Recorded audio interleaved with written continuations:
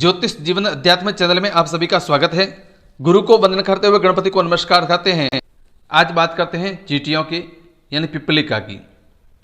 ज्योतिष शास्त्र के अनुसार घर में चींटियों का निकलना न केवल आपकी आर्थिक स्थिति के बारे में जानकारी देता है बल्कि होने वाले नुकसान के बारे में भी जानकारी मिलती है।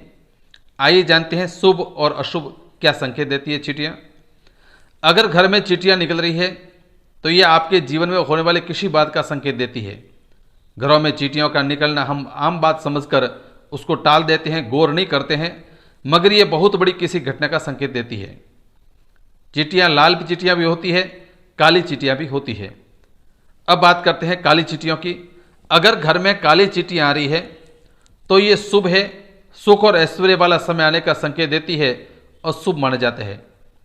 काली चींटियों को यानी घर में चींटियाँ अगर ऊपर की ओर चढ़ रही है यानी दीवार पर काली चींटियाँ चढ़ रही है तो ये आपके कुछ ही दिनों में धन वृद्धि होने वाली है। व्यक्ति की आर्थिक स्थिति अच्छी होने जा रही है। काली चींटियाँ आने से भौतिक सुख के लिए शुभ माना जाता है। यानी कि घर के अंदर काली चींटियाँ आती है तो बहुत ही शुभ माना जाता है। अब बात करते हैं लाल चींटियों की।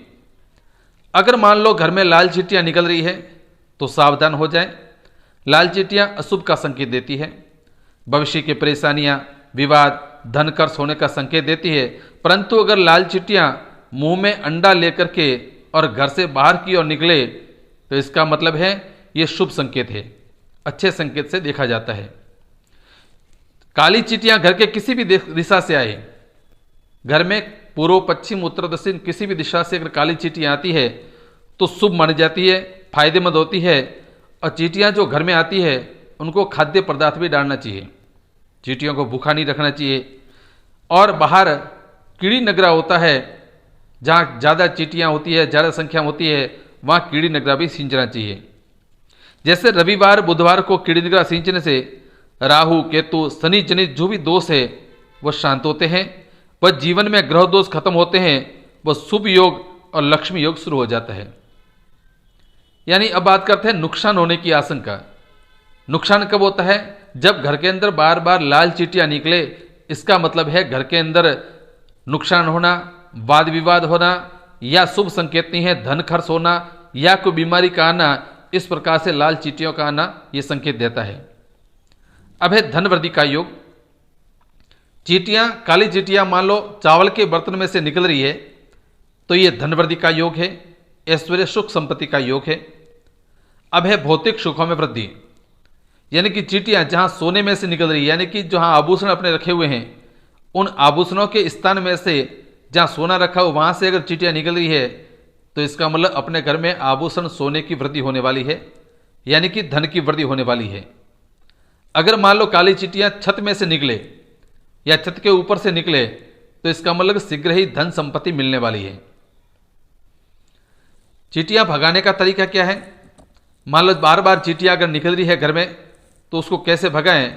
तो चींटियाँ जहाँ निकल रही है वहाँ उसके चारों तरफ या तो बाजरी का या गेहूं का आटा बिखेर दें, सिर्फ चींटियाँ चली जाएगी। हालांकि चींटियाँ गेहूं का आटा खाती है, बाजरी का आटा खाती है, मगर आटा बिखेरने से चींटियाँ वहाँ से चली जाती है। दूसरा उपाय है, जहाँ चींटियाँ ज़्यादा निकल रही है वहाँ पर अपने चप्पल होते हैं, चप्पल को उल्टा करके रख दें तो धीरे धीरे वहाँ से चींटियाँ चली जाती है। अब बात करते हैं कीड़ी नगरा की।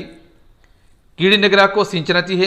कीड़ी नगरा कैसे बनाएं वो सब आपको बताते हम कि कीड़ी नगरा को जिमाने का, सींचने का, जैसे एक गांव को, पूरे गांव को भोजन करने का जो फल मिलता है वो कीड़ी नगरा सींचने का फल मिलता है।